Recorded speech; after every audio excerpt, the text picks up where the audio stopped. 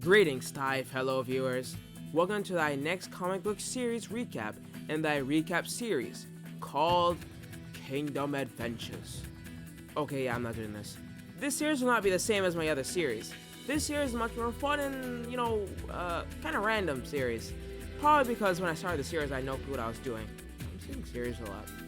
Also, do you guys hear how much better I sound? New mic, baby. Alright, let's get started and head to the medieval times. Kingdom Adventures, Season 1, Episode 1, Kingdom Rise. A very long time ago, 8 castles were constructed, and they were referred to as the Great Kingdom.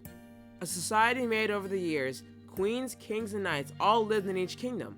This might get a little confusing, but when you realize what the system is referencing, then you'll get it. In each kingdom, the princess and the knights are all the same age. In the Grade 1 Kingdom, they're about 5 years old. In the Grade 8 Kingdom, they're about 18. And every year they move kingdoms and new kids take their place. Okay, that's enough exposition. Now let's begin the actual story. Our story takes place in the Grade 6 Kingdom, and Princess Alex, the sassy and careless princess, Princess Emerys, the upbeat and outgoing princess, and Princess Stephanie, the brave and stubborn princess, are all about to get their princess crowns by their father, the king of the kingdom, King Andre. They get their crowns and King Andre assigns the knight to be by each of the princess's sides. There are a lot of knights, but I will just tell you guys the most important ones.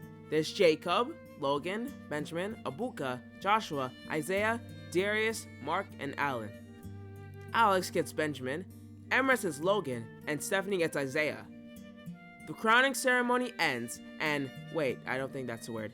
Who cares? The crowning ceremony ends, and King Andre shows off his overprotective nature by threatening each of the knights to not get any of the princesses to fall in love with them. Later that day, the kingdom's housekeeper, Gianna, tells the princesses that they have tasks to do throughout the day. Emerys is told the presidents have made food for the princesses to try, and whoever makes the best food gets to be allowed inside the kingdom. Yeah, this is not really a perfect society. Alex must go organize the weapons, and Stephanie has to go check out the Jester's show. Logan and Emerys are walking through the town of the peasant people, and Emerys mentions how she hopes someone made a pie, and as she says that, a peasant boy with white hair overhears. With Princess Stephanie and Isaiah, they watch a hilarious show done by 2 jesters named Neil and Ferris. With Alex and Benjamin, they get all the weapons organized except for one last weapon, the biggest weapon in the room. As Princess Emerys is trying out the peasant's food, the boy with white hair walks up to her and gives her a pie. Emerys is overjoyed to the point of tears, if you can't tell she really likes pie, and decides to let the boy into their kingdom. The boy reveals that his name is Raiden. As Alex and Ben are taking down the biggest weapon in the room downstairs, Alex trips and they fall with the weapon. Thankfully, none of them get injured, but they both agree to never do that again.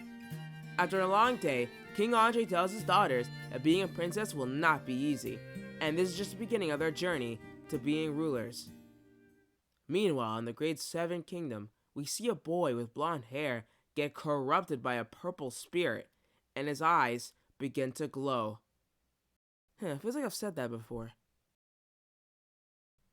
Episode 2, A Knight's Code. An announcement is made that today is Knight's Day, a day where the Knights of the Kingdom can basically get to show off. And following that day will be Jester's Day. The Knights all fight training dummies in front of an audience to show off their skills. Well, most of them. After the event, King Andre congratulates all the Knights and tells them to never stop training, because one day, they'll be able to defend their kingdom with honor.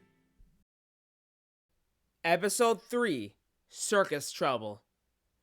Today is Jester's Day, and tonight, the 2 Jesters of the Kingdom, Ferris and Neil, will be putting on a big show. Throughout the day, however, all the people of the kingdom are all getting pranked by Ferris and Neil, since that's how they are practicing for their show. The people are not liking it though, and as they're about to prank Abuka, he says that Ferris and Neil aren't even funny jesters, which makes them really demotivated for their show. They cancel their pranks and head to their room. Neil and Ferris are depressed, and they tell Princess Stephanie they're not going to do their big show anymore. Stephanie tries to convince them that they are funny, but nothing works. So later that night, Benjamin and Isaiah are ordered to take their place for the show, but they are awful, and Neil and Ferris realize that as well. they realize that they have to take over, so they do, and realize people really do think they are funny. Episode 4, Loss of a Shield. As Mark and Darius are walking together, Darius tells Mark that he found something in his closet the other day. Mark wonders why he was even in his closet, but Darius puts that aside. He asks Mark why he had a small portrait of Princess Stephanie, and Mark quickly changes the subject and points to a poster. The poster is for a meet and greet with a knight named Gurg. I'm sorry, I cannot say it with a straight face. The most popular knight in the world, and Darius' role model. Darius wants to get his shield signed, but then he ends up losing it and runs across the entire kingdom to find it. He eventually does find it, however, and gets it signed. Later that day, we see the blonde boy from the end of episode 1 as he walks up to the Great Six Kingdom with a villainous smirk on his face. Episode 5, The Possessed Knight.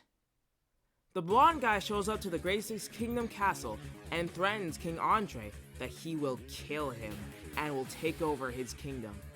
The knights attack the boy, and we see that he is a sorcerer. He decides to escape after being surrounded, but he tells them all that he will return. Episode 6, Royal Love. Princess Stephanie gets to meet Raiden for the very first time, and they begin to grow a bond between each other. As Raiden is alone, he wishes he could have a chance with Princess Stephanie, but little did he know, the blonde sorcerer was listening in. He shows up out of nowhere right in front of Raiden and gives him a love potion, stating that he can win over Stephanie with the potion. He tells Raiden all he needs to do is put in a tea and give it to her to drink, and the first person she sees, she will fall in love with. Raiden decides to listen to the sorcerer and complies. The sorcerer secretly wants Princess Stephanie to fall in love with him so he can order her around and take down the kingdom. It, however, doesn't work out in his favor when Isaiah spots him before Princess Stephanie takes the potion and fights him. Stephanie ends up running around the kingdom, falling in love with almost every boy. Raiden decides to fix his mistake by seeking out a flower that could undo the potion's effects. Meanwhile, with Isaiah and the sorcerer, Isaiah asks for the sorcerer's name, and the sorcerer says they can just call him Nathan for now. Nathan escapes, and Raiden finds a flower from a strange hooded figure and uses it to cure Princess Stephanie.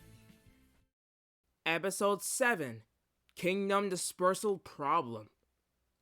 3 children from the Great 5 Kingdom are dispersed into the Great 6 Kingdom for the day, including a magician named Jalen. After someone asking Jalen to help them out with his magic, he begins to run around the whole kingdom helping people. I wrote that in my script with quotation marks for a reason. After disrupting the people's lives with his magic, they all confront him and make him turn them back to normal. Before he does though, Nathan returns. Jalen decides to redeem himself by defeating Nathan with his magic and saves the day. Episode 8, Journey Through Kingdoms. In this episode, Ben and Logan drop a ball and chase after it throughout the 8 kingdoms, and that's kind of it. Anyways, moving on. Episode 9, A New Night. Princess Alex and Emerus wonder where Stephanie is, and then they find her training. The 2 princesses ask what Stephanie is doing with the shield, and then Stephanie confesses that she wants to be a knight. She explains ever since she was young and saw all the young knights training, she wanted to be just like them, but King Andre told her women are not fit to be knights. But she wanted to prove her father wrong, so for years she trained in secret. Emerus and Alex decided to keep her secret, well, a secret. Later that day, as knights are getting new recruits, Stephanie shows up and says she wants to join. But at the worst time, her father shows up and finds out about her secret. King Andre takes her shield, and enraged, Stephanie heads back to her room. 3 days later, King Andre tells Princess Emerus and Alex to try and cheer up Stephanie because him and the knights were going on a trip today. In Princess Stephanie's room, Nathan shows up and attacks her. Thankfully, Emerus and Alex show up, and all 3 of them work together to fight him. Emerus finds Stephanie's shield, and as she gives it to Stephanie, she defeats Nathan and he escapes. Later, Stephanie explains what happened to her father, and then he decides to allow Stephanie to become the first ever Princess Knight. Episode 10, The Joust. Today is a jousting tournament, and every knight is competing. including Raiden, who joined in just because he wanted to impress Stephanie. Little did he know, Mark had the exact same idea. So I think you can tell what's gonna happen. So after a bunch of jousting fights, the finals are Mark versus Raiden. Raiden somehow made it to the finals with no jousting experience because everyone he fought ended up making themselves lose. As they fight, Mark tries way too hard to win so he can impress Stephanie, which results in him falling off his horse and he loses. Even though he won, Raiden does not plan to become a knight after this, which Stephanie is happy about. Episode 11, Plans of Conquer. We see Nathan walking into a cave and he calls the cave his grave? He walks inside and sees a skeleton on the floor with an orb in its hand. Nathan takes the orb and says this is the final ingredient he needs for his army. Back at the Great Six Kingdom, a knight alerts King Andre that Mark was captured. As King Andre and some knights go to find him, they encounter Nathan. Nathan cryptically asks if he knows why he has been pestering them for the past few days, and then proceeds to ask King Andre if he knows who he truly is.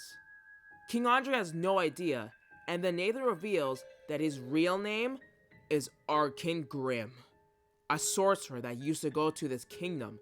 Arkin found a book called the Sorcerer Orb and wanted to find it so it could help him become an even better sorcerer. But when Andre found out Arkin went through forbidden text, he expelled him from the kingdom. Infuriated, he sought out the orb to get revenge, but as he found the orb ended up killing him. Well, sort of. It actually turned him into a spirit. So for years, he's attempted to find the perfect body to possess so he can continue his goal. After explaining his backstory, he pulls out the sorcerer's orb and spawns in multiple purple monsters. King Andre realizes that they are outnumbered, so they rescue Mark and escape. Episode 12, Invade. Back at the Great Six Kingdom, King Andre warns the entire kingdom that Arkin Grimm is coming with an army of magic soldiers. Throughout the day, people begin to disappear. As Princess Stephanie walks into the throne room, she realizes that is not her father on the throne. It's Arkin Grimm. The kingdom is ready to fight him, but Arkin threatens to kill King Andre unless they drop their weapons. So they comply and get locked up, resulting in Arkin becoming the new king of the Great Six Kingdom. The Season 1 Finale, Episode 13, Conquer. It has been 50 years since Arkin Grimm took over the kingdom and almost everyone has died. Wait, that's not right. It has only been 30 minutes since Arkin Grimm took over the kingdom. Joshua notices a sword near a cell and he's able to grab it and break everyone out of their cells. But then Arkin finds out and makes his army ambush them. They all escape the kingdom and head towards the Grade 5 Kingdom. But before they do, Pheresis notices that when the magic soldier tried to shoot him and hit another soldier and it exploded. King Andre asks the king of the Grade 5 Kingdom to help them fight Arkin, but he refuses. But he does allow them to borrow weapons from their arsenal to help fight him. The Great Six Kingdom makes their plan. They are all going to split across the kingdom to take out Nathan's soldiers by making them hit each other. Meanwhile, King Andre and Princess Stephanie will face off against Arkin Grimm. So they proceed with their plan, and they are able to take out all of Arkin's soldiers. With King Andre and Princess Stephanie, they are struggling against Arkin Grimm. As Arkin is about to finish off King Andre, Princess Emerys and Princess Alex show up, and together, all four of them defeat Arkin Grimm and make him run away, saving their kingdom. Season 2, Episode 14, Welcome to the Grade 7 Kingdom. It has been a year since the defeat of Arkin Grimm, and after that event, the kingdom moved to the Grade 7 Kingdom. Again, try not to think too hard how the Great Kingdom system really works. King Andre and the princesses are having a discussion, and as King Andre reveals, he will soon be retiring from ruling this kingdom, which means one of the princesses will have to take over the throne. Meanwhile at the Knights, Mark plans an invitation for the Knights Championships, a competition to figure out who is the strongest knight in all of the 8 kingdoms. In the castle's new library, Raiden notices a hooded man looking through the books. As Raiden goes to investigate, he notices it's Arkin. Arkin immediately makes his escape as he is chased by the entire kingdom, but he successfully gets away. He runs away a lot, doesn't he? The kingdom wonders what book he stole from the library, and we see Arkin in a cave as he says, "I finally found a way to come back to life," as you see a page he stole with a dragon called the Dragon of Life. Episode 15, Queen Chores.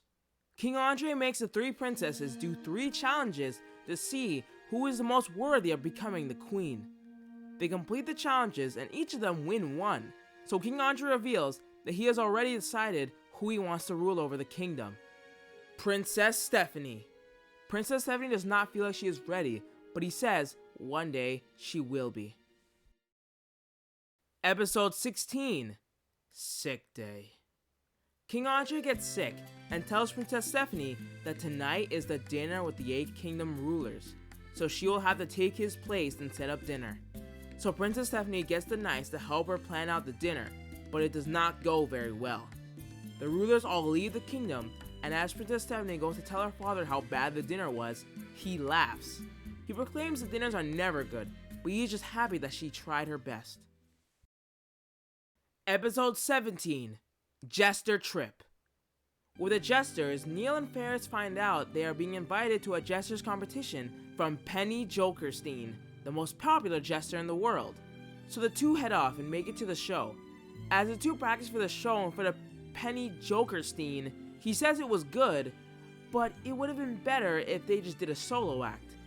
Later that night, before the show, Ferris begins to think that Neil should just perform on his own, saying that he doesn't need him. But Neil insists that they have always stuck together, and they're not going to let the words of a guy named Penny Jokerstein tear them apart. So they perform and everyone loved them, allowing them to win the competition. Episode 18, The Knight Championships. Every knight from the Great Seven Kingdom, and also Raiden for some reason, are all gathered in a huge coliseum for the Knight Championships. The event will have 2 rounds, and the winner will win a grand prize of a golden sword statue. As the knights walk into the arena, they see Jalen is there. Jalen uses his wand to make a horde of magic warriors. To win the first round, the knights must defeat as much magic warriors as they can, and the top 4 knights with the most points will move on to the finals. So they fight off the magic warriors, and in a fight, Raiden encounters a huge knight named Zero from the Great 8 Kingdom, who has the most points. They all notice how they have defeated all the magic warriors, but the game is not done. Jalen is surrounded in a purple tornado, and he creates a Titan-sized magic warrior. The announcer explains that whoever defeats this thing will immediately get the highest points. So they all try their hardest to defeat the giant, wearing it down. But then Raiden throws his weapon directly at the warrior's eye, poofing it away, making Raiden have the highest points, and he moves on to the finals. As Raiden gets ready for the next round, Zero threatens Raiden to stay out of his way, so the finals commence with Ibuka, Zero, Raiden, and Little Timmy. Yeah, no one knows how we got here either. So they duke it out, and the last remaining knights are Raiden and Zero. So they have an intense battle, but Raiden loses, resulting in Zero winning. Raiden, to Zero's surprise, congratulates him, and Zero thanks him. And that is the end of the Kingdom Adventures recap. Yeah, this series is a strange one, but I had a lot of fun making it. I have videos of episode 19 to 23 that are released throughout the days. Well, that's if I get episode 23 done before I get this recap out. We'll see.